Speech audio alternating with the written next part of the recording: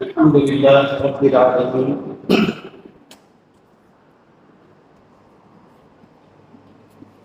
والصلاة والسلام على سيد الأنبياء والمرسلين أما بعد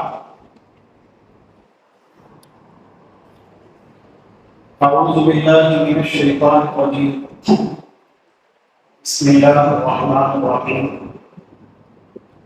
وإذ ابتلى إبراهيم ربه بكلمات فأتمهن صدق الله العلي العظيم. معزز السامعین اکرام، قابل قدر بزرگوں اور عزیز دینی پر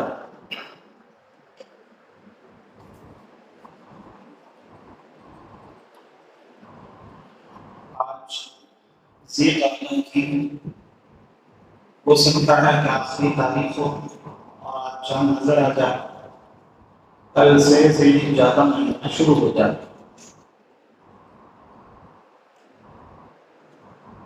اس لیے سب سے پہلے تو یہ بات ذہن میں رہنی ضروری ہے کہ جن پر قربانی واجب ہے یا جو قربانی کرنے کا ارادہ رکھتے ہیں تو ان کو چاہیے کہ وہ آج غروب آفتاب سے پہلے اپنے ناخن کٹوانے اور اپنے بال بھی کٹوانے،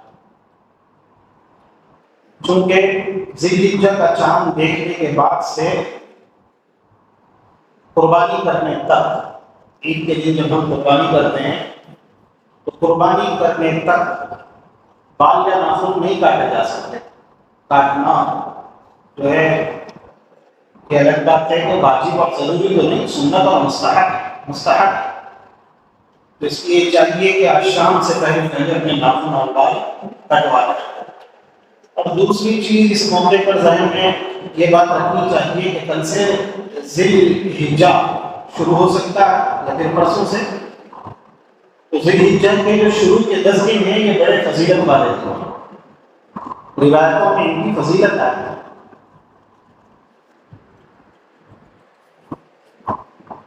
راتیں بھی بڑی فضیلت والے ہیں، دن بھی بڑی فضیلت والے ہیں. تو ان دنوں میں بکثرت جتنا ہو سکے بندے سے عبادتوں کا اور نفلی عبادتوں کا بھی اہتمام کرنا چاہیے. روزوں کی بھی فضیلت ہے کہ جتنے روزے رکھ سکتے ہیں رکھنا چاہیے. عشر ذی الحجہ میں شروع کے 10 دنوں میں عرفہ کے روزے کی بات تو بالکل اس کی خاص فضیلت بھی ہے. اس روزے کے علاوہ اور روزے بھی رکھنے کا اہتمام کرنا چاہیے نفلی طور پر ذی الحجہ کے شروع کے میں. اس کے علاوہ اور بھی جو بھی نفلی کام ہے تو نفلی کاموں کے بھی کرنے کا اہتمام کرنا چاہیے. آدمی اپنی بشاشت سے تو کر سکے. جناب سیدنا خلیل اللہ حضرت ابراہیم علیہ السلام کا تذکرہ چل رہا تھا. گزشتہ جمعہ بھی حضرت ابراہیم علیہ السلام کی سیرت سے متعلق کچھ باتیں آئی تھیں. آج بھی اسی سے متعلق کچھ باتیں آپ حضرات کے سامنے پیش کرنے کا ارادہ ہے. دعا فرما اللہ پاک مفید باتیں سنانے اور اس سے زیادہ اس پر عمل کرنے کی توفیق نصیب فرمائے. اذ ابتلی ابراہیم ربہ بکلمات، حضرت ابراہیم علیہ السلام کو ان کے پروردگار یعنی اللہ تعالیٰ نے آزمایا، چند باتوں میں آزمایا. تو فأتمہن، اس آزمائش میں حضرت ابراہیم علیہ السلام کامل ہوئے، مکمل طور پر کامیاب ہوئے، بامراد ہوئے. اس آزمائش میں اول نمبر حاصل کیا حضرت ابراہیم علیہ السلام، ہر اعتبار سے کامیاب. وہ کیا آزمائشیں تھیں؟ کلام پاک میں بہت اہمیت کے ساتھ حضرت ابراہیم علیہ السلام کے واقعات کو بیان کیا ہے. اس سے پہلے جمعہ میں یہ بات آ چکی ہے کہ حضرت ابراہیم علیہ السلام کو جب نبی بنایا گیا اور نبی اور رسول بنانے کے بعد مطالبہ کیا گیا دعوت کا، تبلیغ کا، اللہ کی بات بندوں تک پہنچانے کا، تو آپ کے لیے سب سے بڑی آزمائش تو یہ تھی کہ بھئی آپ جو پیدا ہوئے تھے تو ایک مشرک گھرانے میں پیدا ہوئے تھے. آپ کے ماں باپ اور اطراف و اطراف میں رہنے والے سارے لوگ اور پوری قوم، اور آپ جس علاقے میں رہتے تھے اس علاقے کا سب سے بڑا بادشاہ، سب کے اندر شرک عام ہو گیا.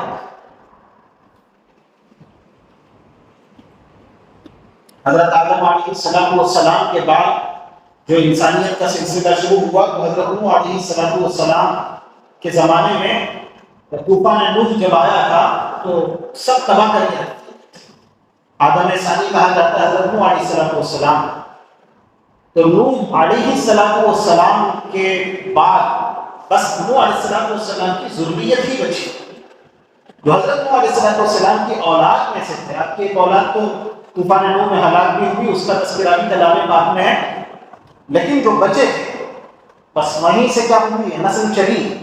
اور نوح علیہ السلام کے بعد سب سے جلیل القدر اور بڑے پیغمبر جو آئے ہیں حضرت ابراہیم علیہ السلام. نوح علیہ السلام کے بعد اور ابراہیم علیہ السلام سے پہلے کوئی ایسا جلیل القدر پیغمبر نہیں آیا. اور حضرت ابراہیم علیہ السلام کے زمانے تک انسانوں میں شرک پھیل گیا تھا. نوح علیہ السلام کے بعد سے نوح علیہ السلام کے زمانے میں بھی شرک کا تذکرہ کلام پاک میں ہے، لیکن اس کے بعد تو پھیلتا گیا اور ابراہیم علیہ السلام کے زمانے تک تو بہت زیادہ پھیل گیا. تو آپ کے لیے بہت بڑا چیلنج تھا ایسے وقت میں، آپ سے گویا یہ تقاضا کیا جا رہا ہے کہ اللہ کا پیغام، توحید کا پیغام لوگوں تک پہنچائیں، جبکہ مکمل طور پر ماحول خلاف خود والد اور آپ کی والدہ اور آپ کے گھر والے یہ سب کیا ہے، شرک کی آماجگاہ میں ہے. اور صرف یہ نہیں کہ جو ہے مشرک ہیں بلکہ بت بنانے والے لوگوں میں آپ کی ولادت ہوئی ہے. وہ گھر کو بت بنایا کرتا تھا، تو اب وہاں پر اپنے والد کو دعوت دینا کتنا بڑا امتحان ہے. ذرا ہم لوگ خود تصور کریں، ہمارے والد سے بنتی نہ ہو، ہمارا مزاج الگ ہو اور ہمارے والد کی سوچ الگ، اور والد کو ہم اپنی بات پہنچانا چاہیں تو کیسے ڈر لگتا ہے کہ اگر والد کیا کرے کہ ہماری بات نہ مانے تو کچھ بھی ہو سکتا ہے. حضرت ابراہیم علیہ السلام کے لیے اتنی بڑی آزمائش، اور آپ اس آزمائش میں کامل اترے. اس سے پہلے پورا واقعہ بیان ہو چکا کہ آپ نے اپنے والد کو کس طرح دعوت دی، کس طرح سے سمجھایا، اور کیا انداز تھا، کتنی اچھی طرح کا انداز تھا. حضرت ابراہیم علیہ السلام تو اپنے والد کے سامنے بچھتے چلے گئے، بس حقیقت کو اور حق کو ایک اچھے اسلوب میں، اچھے انداز میں، پوری تہذیب کے ساتھ آپ نے کیا کیا، اپنے والد کے سامنے پیش کیا، ادب کے ساتھ، احترام کے ساتھ. کیسے الفاظ، یا ابتی، اے میرے ابا جان. ایسا نہیں کہ حق بات آپ پہنچا رہے ہیں تو آپ حق بات کے پہنچانے کے ضامن میں کیا ہو گئے کہ بہت زیادہ آپ کی آواز بڑھ گئی، آپ کا انداز کیا ہو چکا، تلخ ہو چکا. یہ نہیں، بلکہ انتہائی زیادہ نرم لب و لہجے میں اور انتہائی زیادہ سنجیدگی کے ساتھ، متانت کے ساتھ اپنے والد کو آپ نے سمجھایا. کلام پاک میں والد کے الفاظ میں دھمکی آمیز کلمات نقل کیے ہیں. والد کے الفاظ کیا تھے، دھمکی آمیز تھے. والد نے کہا تھا لَأَرْجُمَنَّكَ وَاهْجُرْنِي مَلِيًّا، اے ابراہیم اس طرح کی باتیں میرا معبودان باطلہ کے متعلق تو کرتا ہے، باز آ جا. راغب انت عن آلہتی یا الہی، اس طرح کی باتیں کرنے سے باز آ جا، میرے سامنے اس طرح کی باتیں نہ کر. لئن لم تنتہی، یاد رکھ اگر تو اس طرح کی باتیں کرنے سے باز نہیں آئے گا، وہ اگرچہ کتنے ہی اچھے انداز میں ہو، کتنی ہی اچھی تہذیب کے ساتھ ہو، گویا وہ قدغن لگانا چاہتا تھا کہ بات کے اکرام میں اپنی ضمیر کی آزادی کو فروخت کر دے. تجھے کہنے کا حق نہیں میرے سامنے میرے معبودان باطلہ کے خلاف، چاہے کتنے ہی اچھے انداز میں کیوں نہ ہو، چاہے تیرا مقصد منوانا نہ ہو، چاہے تیرا مقصد صرف دعوت ہو، چاہے تیرا مقصد صرف تبلیغ ہو، لیکن میرے سامنے تو پیش نہ کر. لئن لم تنتہی، پیش کرنے سے تو باز نہیں آئے گا تو لأرجمنک، میں تجھے سنسار کروں گا. قتل کی دھمکی دے دی والد نے، والد نے قتل کی دھمکی دی. تو یہ بات کلام پاک نے نقل کی، لیکن اس کے باوجود بھی حضرت ابراہیم علیہ السلام کا جو رویہ تھا، آپ نے کیا کہا، قال سلام علیکم. والد سے الجھے نہیں، یہ کہا کہ بجان آپ یہ کہتے ہیں وہجرنی ملیہ، کہ مجھے چھوڑ کر کے دور ہو جاؤ، ہٹ جا، میری نظروں سے غائب ہوگا. آپ اگر یہ چاہتے ہیں تو ٹھیک ہے، قال السلام علیکم، میرا سلام آپ قبول کیجئے. اگر آپ یہی چاہتے ہیں کہ میں آپ کے سامنے نہ رہوں تو آپ کی یہی مرضی ہے، تو یہی مرضی صحیح. پورے ادب کے ساتھ کہہ دیا کہ میں کیا کہتا ہوں کہ اب میں آپ کا گھر چھوڑ دیتا ہوں. رخصتی کا سلام، متارکت کا سلام آپ نے پیش کر دیا، کہہ دیا کہ ٹھیک ہے اب اللہ میرا محافظ ہے، میں آپ کے گھر کو اور آپ کے گویا علاقے کو چھوڑ دیتا ہوں. اور قوم کے ساتھ آپ نے جو دعوت دی، یہ بھی بہت بڑی آزمائش. آپ کی قوم دو حصوں میں بٹی ہوئی تھی. مشرک تھے لیکن سب ایک طرح کے مشرک نہیں تھے. بعض مشرک تو ایسے تھے جو ستاروں کی پرستش کرتے تھے. پھر جو ستاروں کی پرستش کرتے تھے تو وہ بھی سب ایک طرح کے ستاروں کی پرستش نہیں کرتے تھے. چھوٹے سے لے کر کے بڑے بڑے ستارے، الگ الگ طرح کے ستارے.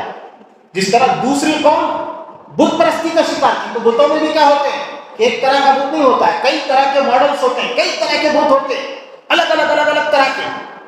تو یہ دو طرح کی بت پرستی، ایک تو بت پرستی اور دوسرا ستارہ پرستی. ابراہیم علیہ السلام نے اپنی قوم کو اچھی طرح سے سمجھایا محبت کے ساتھ، اور اپنی قوم کو اخروی تباہی سے بچانے کے لیے، جس کے لیے اللہ پاک نے حضرت ابراہیم علیہ السلام کو بھیجا تھا کہ دیکھو لوگ اس دنیا کے اندر غفلت کی زندگی گزار کر کے اور اپنے خالق و مالک کے ساتھ بغاوت کی زندگی گزار کے اپنی آخرت کو تباہ نہ کرے، جہنم کا شکار نہ ہو جائے. تو اس لیے آپ نے کہا کہ اپنی قوم کو بھی سمجھایا. اور جو ستاروں کی پرستش کرتی تھی تو ان کو سمجھانے کے لیے کہا کہ دیکھو تم لوگ کہتے ہو اور دعوت دیتے تھے ابراہیم علیہ السلام کو، بولو کہ آپ بھی کیا کریں، ہماری بتوں کی پرستش کریں، عبادت کریں، دیکھیں تو صحیح. اور کیا کریں کہ گویا آپ ذرا بتوں کے پاس قریب آ کر کے دیکھیں تو صحیح کہ بتوں کے اندر کیسی شکتی ہوتی ہے، کیا یہ ہوتا ہے. تو ستاروں کی پرستش کی بھی دعوت ابراہیم علیہ السلام کو ملتی تھی، اور بتوں کی پرستش کی دعوت بھی حضرت ابراہیم علیہ السلام کو ملتی تھی. تو جب ستاروں کی دعوت دی گئی آپ کو کہ ان کی بت پرستی کریں، تو آپ نے ان کو سمجھانے کے لیے کہا کہ دیکھو یہ ایک مرتبہ آپ نے دیکھا ایک چھوٹے ستارے کو، تو وہاں سے شروع کیا، کہا کہ یہ میرا رب ہے. پھر اس کے بعد دیکھا کہ اس کی چمک ختم ہو گئی، وہ غائب ہو گیا. تو کہا کہ دیکھو کہ یہ تو فنا ہو گیا، میرا خدا ایسا کیسے ہو سکتا ہے جو ختم ہو جائے، فنا ہو جائے. آپ نے انکار کر دیا. پھر بڑے ستارے کی طرف نسبت کر کے کہا، پھر سورج کی طرف نسبت کر کے کہا کہ دیکھو یہ آ گیا اتنا روشن، یہ میرا پروردگار ہے. پھر جب سورج غائب ہو گیا صبح کے وقت میں، یہ شام کے وقت میں، غروب کے وقت میں، تو سورج جب غائب ہو گیا تو کہنے لگے کہ دیکھو اس پہ تو فنائیت کے آثار طاری ہو گئے. میرا خدا غائب نہیں ہو سکتا، میرا خدا فنا نہیں ہو سکتا، ختم نہیں ہو سکتا، تو یہ میرا خدا کیسے ہو سکتا ہے. پھر آپ نے اپنے خدا کا تعارف کروایا. دیکھو میرا خدا تو وہ ہے جو ہمیشہ سے ہے، ہمیشہ رہے گا، اور میرا خدا ایسا ہے جو باقی ہے، جو زندہ ہے، اس پہ فنا کبھی نہیں آتی، جو کبھی ختم نہیں ہوتا. تم خدا اگر مانو تو ایسے کو مانو. اور اس خدا کے علاوہ دنیا میں جو کچھ ہے سب ختم ہونے والا ہے. کل من علیہا فان ویبقی وجہ ربک ذو الجلال والاکرام. تو اس کے علاوہ کوئی عبادت کے لائق نہیں، چاہے وہ پتھر ہو، چاہے وہ ستارے ہو، چاہے وہ سورج ہو، چاہے وہ چاند ہو، چاہے وہ زمین ہو، چاہے وہ آسمان ہو، چاہے وہ کچھ ہو، ہر ایک کے اوپر فنا طاری ہونے والی ہے. سب ختم ہونے والے ہیں. جب سب ختم ہونے والے ہیں تو ختم ہونے والے کی عبادت نہیں کی جائے. ختم ہونے والا خدا نہیں ہوتا، باقی رہنے والی ذات صرف ایک ہے، وہ اللہ کی ذات ہے، اور اسی نے اس کائنات کو پیدا کیا، تو اس کی عبادت کی جانی چاہیے. تو اس طرح سے ستاروں کے جو پرستار تھے ان کے سامنے یہ باتیں رکھی، اور بتوں کے جو پرستار تھے جن کے اندر بت پرستی عام تھی تو ان کو بھی سمجھایا. والد کو جو سمجھایا تو وہ تو بات آ ہی گئی. اس کے علاوہ قوم سے بھی کہا ما هذه التماثيل التي انتم لها عاكفون. یہ کیا مورتیاں ہیں جن کے اطراف میں تم جمے بیٹھے ہو، یہ تمہارے نفع نقصان کے مالک نہیں، یہ کیا فائدہ پہنچا سکتے ہیں تم کو. اور سمجھایا اچھی طرح سے کہ بھائی دیکھو یہ تو اپنے بننے میں تمہارے محتاج، جب تک تم ان کو بناؤ گے نہیں تو یہ بنیں گے نہیں، جب تک تم ان کو تراشو گے نہیں تو یہ تراشے نہیں جاتے. اپنے وجود تک میں تمہارے محتاج، تم ان کو بناتے ہو، تم ان کو شکل دیتے ہو، تم ان کو صورت دیتے ہو، پھر ان کے آگے جا کر کے اپنا ماتھا ٹیکتے ہو. ذرا غور تو کرو کہ یہ تمہارا کیا نفع پہنچا سکتے ہیں، یہ تمہیں کیا نقصان پہنچا سکتے ہیں. سمجھایا. اب ظاہر سی بات ہے کہ रग और रेशे में बुत परस्ती आम थी, सरायत की हुई थी, तो कैसे समझ में आती बात। और वो जो दिमागों में एक खन्नास भरा हुआ था कि इनकी वजह से हमारा नफा नुकसान है, तो उसको तोड़ने के लिए इब्राहीम अलैहिस्सलाम ने एक जबरदस्त तरीके की हिकमत अमली इख्तियार की। कौम ने दावत दी कि देखो परसों हमारा मेला लग रहा है, सब चल रहे हैं और वहां पर फलाने बुतों की परस्तिश भी होगी, तुम भी आओ, पता चलेगा। तुम तो हमेशा बुतों के खिलाफ उल्टा सीधा कहते हो, जरा आओ तो पता चले कि हमारे बुतों में होता क्या है, रखा क्या है और इनकी क्या शक्ति होती है, तो इस शक्ति का तुम्हें अंदाजा होगा। तो इब्राहीम अलैहिस्सलाम ने आसमानों की तरफ को इशारा किया, इशारा करके कहा कि तुम अपने मेले में खुद जाओ, वहां जिसकी परस्तिश करना हो करो। और सितारों में इशारा करके, वो जमाने में नुजूमी और कहानत वगैरह का एक जोर हुआ करता था, तो आसमान में देख करके कहा ऐसे लगता है कि जैसे मैं बीमार पड़ने वाला हूँ या बीमार हूँ। और आपने मुराद दिया अपनी गोया अंदरूनी जो रूहानी बीमारी थी उसको मुराद दिया, और ये कहा कि मैं बीमार हूँ, मैं तुम्हारे साथ नहीं चलता। और जब सब चले गए तो आपने तदबीर इख्तियार की। क्या किया कि जो बड़ा बुत खाना अपनी कौम का रखा हुआ था, जिसमें तरह तरह के अलग अलग बुत रखे हुए थे, उस बुत खाने में चले गए और एक तरफ से आपने शुरू किया, एक एक बुत को तोड़ना शुरू। किसी का कान तोड़ दिया, किसी का हाथ तोड़ दिया, किसी का पांव तोड़ दिया, हर एक को कुछ न कुछ कर दिया। और बड़ा जो बुत था उसको कुछ नहीं किया, उसके ऊपर कुल्हाड़ी ला करके रख दी और आके घर में सो गए आराम से इत्मीनान से। जब कौम वापस आई मेले झूले से, और जहां गए थे वो लोग खेल तफरी के लिए वापस आए, तो देखा कि हमारे बुतों का तो ये हाल हो चुका है। तो अब जब ये हाल हो चुका है तो लोग बड़े परेशान हुए और कहा कि कौन कर सकता है। तो कलाम पाक ने कहा बाबू समीअना फतह यज़कुरुहुम, हम एक जवान को सुनते हैं कि वो बुतों के मुताबिक उल्टी सीधी बातें करता है, हो न हो ये उसी का काम है। तो बुलाया और सब लोगों के सामने बुलाया हजरत इब्राहीम अलैहिस्सलाम, और सब लोगों के सामने बुला करके पूछा, ऐ इब्राहीम क्या ये तुम्हारी कारसितानी है, क्या तुमने किया?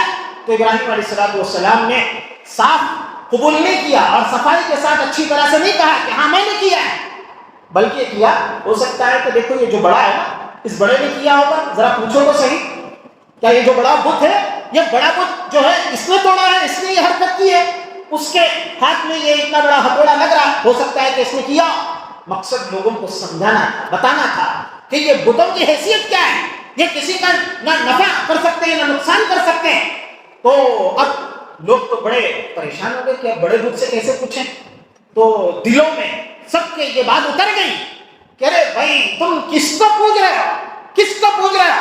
आज उनके साथ इस तरह की हरकत हुई और दलील तुम्हें चाहिए, दलील के लिए तुम अपने माबूदों से रुजू करके ये भी नहीं पूछ सकते कि तुम्हारे साथ ये हरकत किसने की, वो बोल भी नहीं सकते। और इब्राहीम इकरार करने के लिए भी तैयार नहीं, सफाई के साथ इब्राहीम कहते भी नहीं कि मैंने तोड़ा है, और इनके पास दलील भी नहीं और ये कहते भी नहीं कि किसने तोड़ा है। तो बेबसी सामने आ गई और फिर हजरत इब्राहीम अलैहिस्सलाम से कहने लगे, ऐ इब्राहीम क्या तुम मजाक कर रहे हो? तुम तो जानते ही हो ये पत्थर की मूर्तियां ये बोला नहीं करती। जब ये कहा तो फौरन आपने तकरीर शुरू की, अपना दावत आपने पेश की कि भाई फिर ऐसों को जो तुमसे बोल नहीं सकते, जो तुमको बता नहीं सकते, उनके साथ इतना कुछ हो गया, होने के बाद वो अपने मुजरिम को तुम्हारे सामने ला नहीं सकते, तो ऐसे की परस्तिश क्यों करते हैं? क्यों मानते हो? ये कौम को समझाने का अंदाज था, एक जज्बा था कि मेरी कौम उखरवी एतबार से जहन्नम में जा रही है, हलाकत के दहाने पे पहुंच चुकी है, वो हलाक होगी, मुझे इसको बचाना है। तो बचाने के लिए आपने तदबीर इख्तियार की। आप अपनी कौम के लिए मुखलिस थे, लेकिन उनका इखलास हजरत इब्राहीम अलैहिस्सलाम का उनके कौम को समझ में नहीं आ रहा था। कौम ने ये कहा कि ये इकरार करे या न करे, इसकी बातें ही काफी है कि ये हमारे बुतों के मुताबिक किस तरह की बातें करता है, चैलेंज करता है कि ये नफा के मालिक है, नुकसान के मालिक है, इनसे कुछ नहीं होता, इनकी अकीदत गलत है। तो बस इसी को बुनियाद बनाया। देखो सारे लोगों के सामने इब्राहीम हमारे बुतों की बुराई बयान करता है। जब ये बुराई बयान करता है तो इसके साथ कुछ होना चाहिए। क्या किया कि बड़ी आग दहकाएगी। अब तो वक्त भी नहीं, बस अपनी इस वाक़े को खत्म करके अपनी बात को खत्म करता हूं। बड़ी आग दहकाई गई और कई महीने उसके अंदर लगे गए और काफी महीनों तक वो दहकाई गई और हजारों हजार लोगों ने मिलकर के लकड़ियां जमा दी और इतनी जबरदस्त आग दहकाई गई کہ اوپر سے کسی پرندے کا جانا بھی مشکل تھا، پرندہ بھی اس کی تپش کی وجہ سے کیا ہو جاتا تھا، اوپر سے گزرتا تو وہ بھی اس کی تپش میں جل جاتا تھا، ایسی خطرناک آگ دہکائی۔ اور جب وہ آگ دہکائی گئی تو ابراہیم علیہ السلام کو ڈالنے کے لیے بھی کیسے ڈالیں سمجھ میں نہیں آ رہا تھا۔ ایک منجنیق بنائی، وہ کوئی بڑا طریقے کا جھولا، اس میں ابراہیم علیہ السلام کو بٹھایا گیا، اور پہلے تو کئی دنوں تک آپ کو قید میں رکھا گیا، قید میں رکھ کر کے آگ جب دہکائی گئی، اور جب آگ بالکل تیار ہو گئی تو آپ کو قید سے نکال کر کے اس منجنیق میں لایا گیا، اور اس منجنیق میں لا کر کے آپ کو کیا کیا گیا، اس آگ میں ڈالا گیا۔ حضرت ابراہیم علیہ السلام کو جب آگ میں ڈالا جا رہا تھا تو حضرت ابراہیم علیہ السلام کا یہ مقام رضا، اللہ کے فیصلوں پر رضامندی، میں نے تو حق بات کہی، میں نے تو اللہ کا جو حکم تھا اس حکم کو پورا کیا، میرے ذمہ اللہ نے فریضہ لگایا تھا دعوت کا کہ لوگوں تک حق بات پہنچانے کا، تو میں نے پہنچا دیا، میں نے کوئی قصور نہیں کیا، میں نے کوئی جرم نہیں کیا۔ اب اس کے بعد اللہ کا میرے متعلق جو بھی فیصلہ ہوگا میں ہر فیصلے پہ راضی ہوں۔ اگر اللہ یہ چاہیں گے کہ میں آگ میں اپنے آپ کو جلا دوں تو جلانے کے لیے تیار ہوں۔ حضرت جبرائیل علیہ السلام آتے ہیں کہ اللہ پاک نے مجھے اجازت دی ہے، آپ لب ہلائیں تو آپ کی مدد کروں، فوراً کیا کیا جائے گا، اس آگ کو، اور جو ہواؤں کے فرشتے ہیں، جو آگ کو ٹھنڈا کرنے کے فرشتے ہیں، جو بارش کے فرشتے ہیں، سب آ کر کے کہتے ہیں کہ آپ کہیے ابراہیم، اگر آپ کہیں تو حضرت ابراہیم السلام بس یہ کہتے ہیں کیا اللہ نے حکم دیا ہے تم کو، تو کہا کہ حکم تو نہیں دیا، اجازت دی کہ اگر ابراہیم کہے گا تو ہم آپ کی مدد کریں، تو کہا کہ اگر اللہ کا حکم نہیں ہے، اللہ جانتے ہیں میرے ساتھ جو کچھ ہو رہا ہے، تو اللہ جو کرنا چاہیں گے کریں گے، تمہیں میرے لیے آگے آنے کی ضرورت نہیں، مجھے ضرورت ہے لیکن اللہ کی ضرورت ہے، اللہ اگر چاہیں گے بچا لیں گے، اللہ نہیں چاہیں گے، اللہ کا جو حکم ہے وہ کرو، میں اگر تم مجھ سے مطالبہ خود سے پوچھو گے تو میں تو اللہ کے ہر فیصلے پر راضی ہوں، اللہ اگر جلانا چاہیں گے تو جلنے کے لیے راضی۔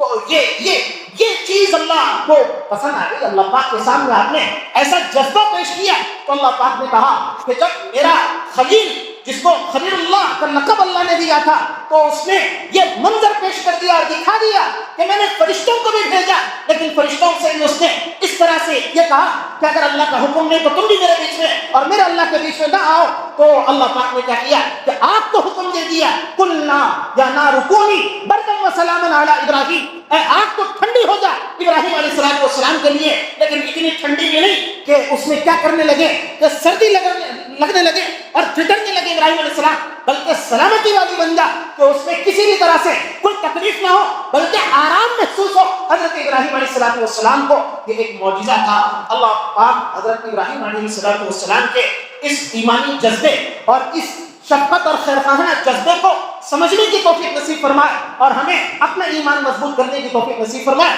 اور اپنی آخرت بنانے کے لیے جو پیغام ابراہیم علیہ السلام دینا چاہتے ہیں اسے سمجھ کر کے ہمیں اپنی آخرت بنانے کے لیے کچھ عمل کرنے کی توفیق نصیب فرمائے۔ آمین۔